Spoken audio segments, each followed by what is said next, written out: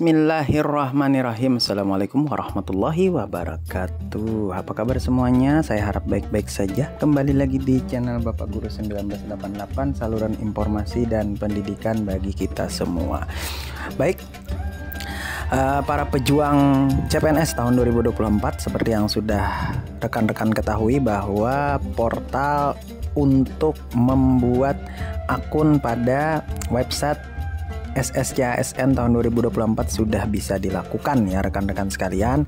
Jadi bagi rekan-rekan yang ingin membuat akun dipersilahkan. Namun saran saya kepada rekan-rekan sekalian, dalam pembuatan akun rekan-rekan sekalian harus betul-betul teliti, sabar, dan juga pelan-pelan saja, karena satu kesalahan kecil akan berakibat fatal bagi rekan-rekan sekalian. Baik, di sini saya akan memberikan tutorial tentang bagaimana cara membuat akun pada portal SSCASN tahun 2024. Jadi pertama-tama langsung saja kita eksekusi.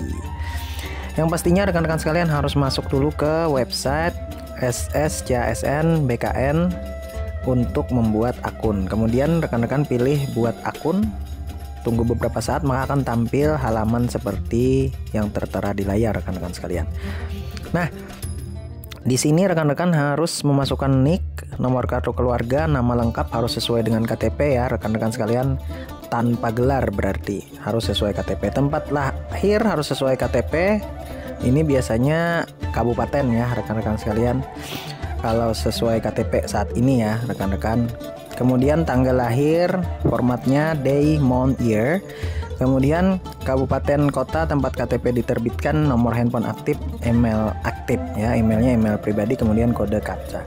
Nah, ada beberapa informasi yang ingin saya berikan untuk halaman pertama ini. Yang pertama, jika mengisi kabupaten atau kota tempat KTP diterbitkan, saya kan Hulu Sungai Selatan nih. Jadi saya ketikkan dulu tempatnya, kemudian tunggu beberapa saat, nanti dia akan muncul ya rekan-rekan sekalian, akan muncul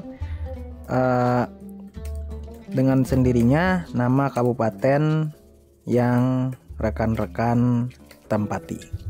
Tinggal klik. Kemudian nomor handphonenya silahkan dimasukkan. Itu nomor handphone saya yang dulu. Ini nomor handphone saya yang baru sudah berubah. Kemudian email aktif, kemudian kode captcha. Nah, namun ada catatan penting pada buku panduan. Di poin nomor 3 di sini katanya apabila muncul pesan galat, NIK dan nomor kakak tidak sesuai, silahkan ikuti instruksi pada pesan galat, bukan menghubungi instansi atau Badan Kepegawaian Negara BKN selaku panitia seleksi nasional atau Panselnas. Setelah itu masukkan kode captcha. Setelah data di atas dimasukkan, klik tombol lanjutkan untuk proses selanjutnya. Nah, di sini ada informasi lagi yang penting ya rekan-rekan sekalian, seperti yang saya alami.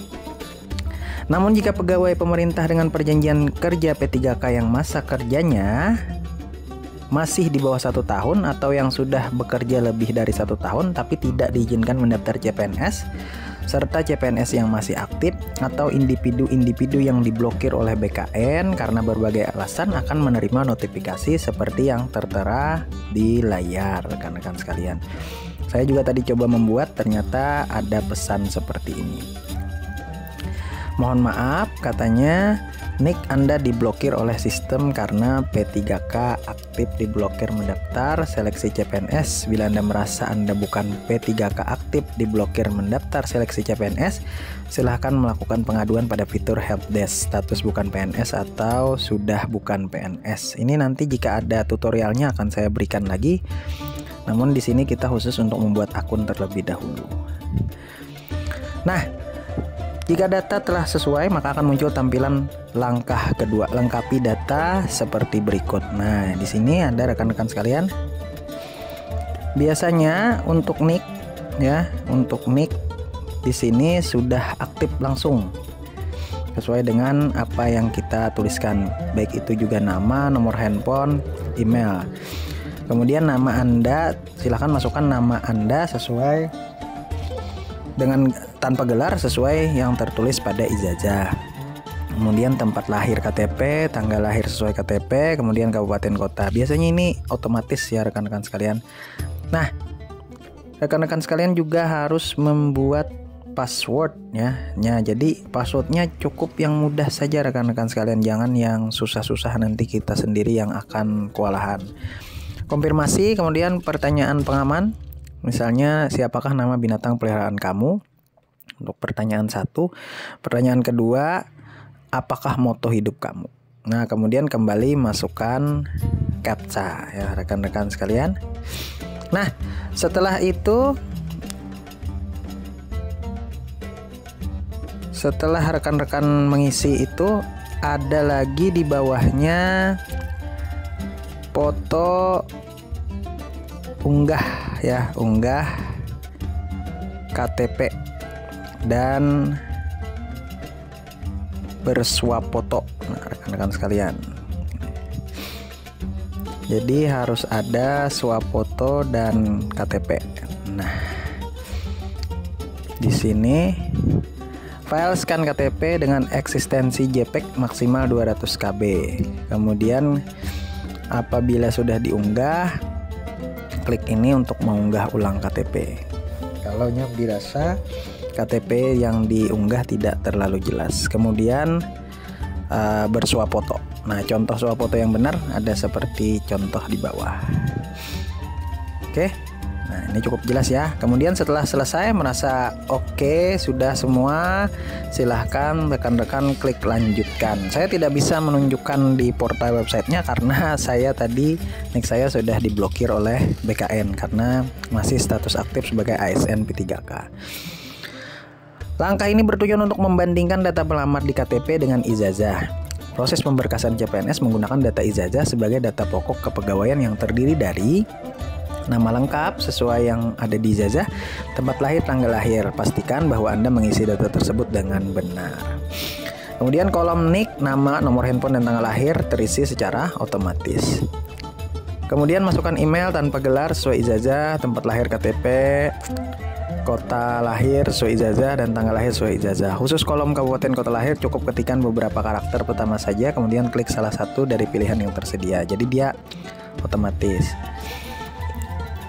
Kemudian pilih jenis kelamin, unggah foto tadi, unggah foto, scan KTP sesuai dengan ketentuan. Kemudian kalau sudah diunggah akan ada tulisan seperti ini. Nah, kemudian jika dirasa fotonya tidak terlalu jelas, bisa diunggah kembali dengan mengklik tombol klik ini.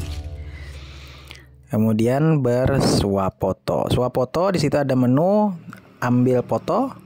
Kemudian silahkan rekan-rekan berfoto melalui kamera pada laptop atau HP ya.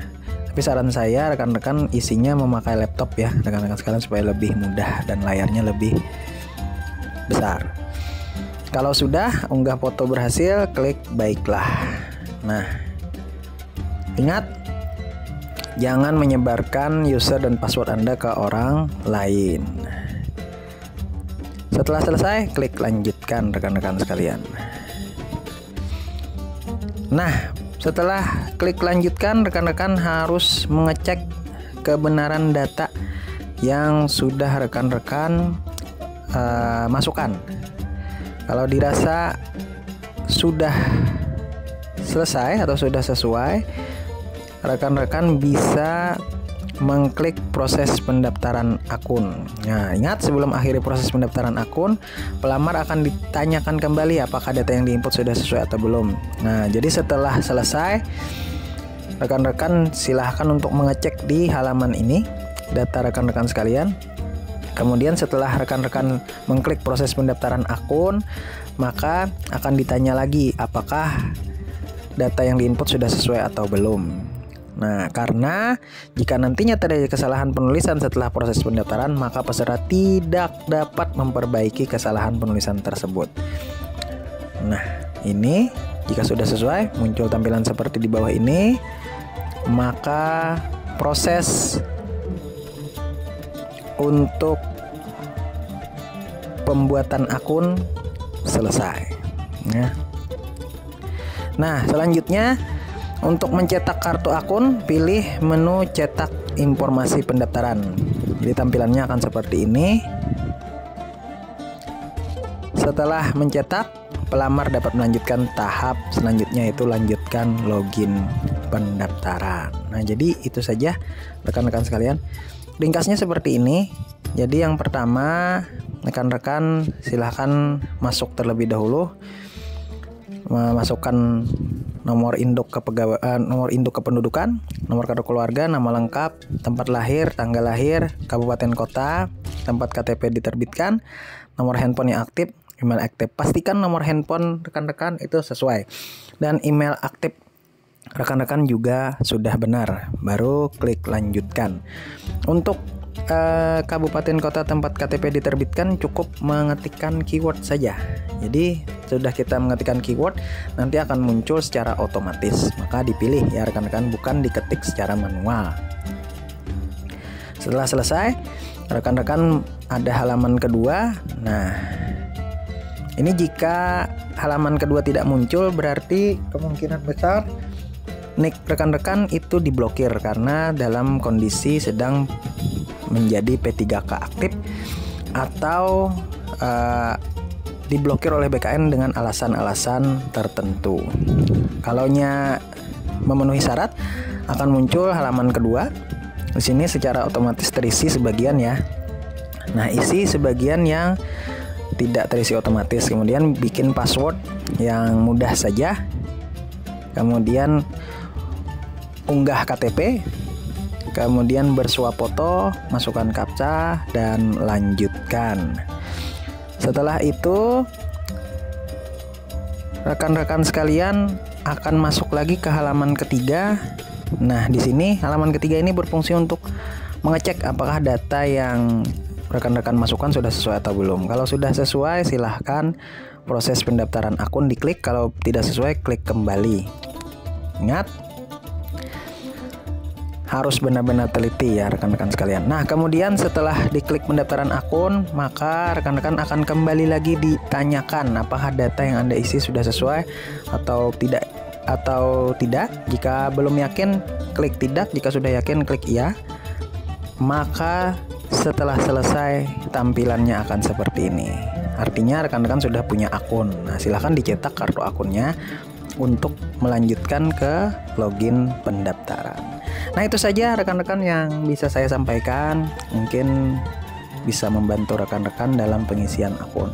Sekali lagi, dalam pengisian akun usahakan teliti, sabar, dan santai saja rekan-rekan sekalian. Pastikan kembali data-data yang rekan-rekan masukkan itu data yang valid dan benar, sehingga tidak terjadi kesalahan. Apalagi sampai kesalahan nomor handphone atau email aktif rekan-rekan yang dimasukkan, maka akan sangat berakibat fatal dan menjadi momok, sehingga rekan-rekan sekalian nantinya kemungkinan tidak akan lulus pada CASN tahun 2024. Terima kasih sudah mengklik video ini. Saya doakan yang subscribe, like, komen, kemudian men-share itu lulus untuk pengadaan CPNS tahun 2024. Salah hilap mohon maaf. Wabillahi taufiq wal hidayah. Wassalamualaikum warahmatullahi wabarakatuh.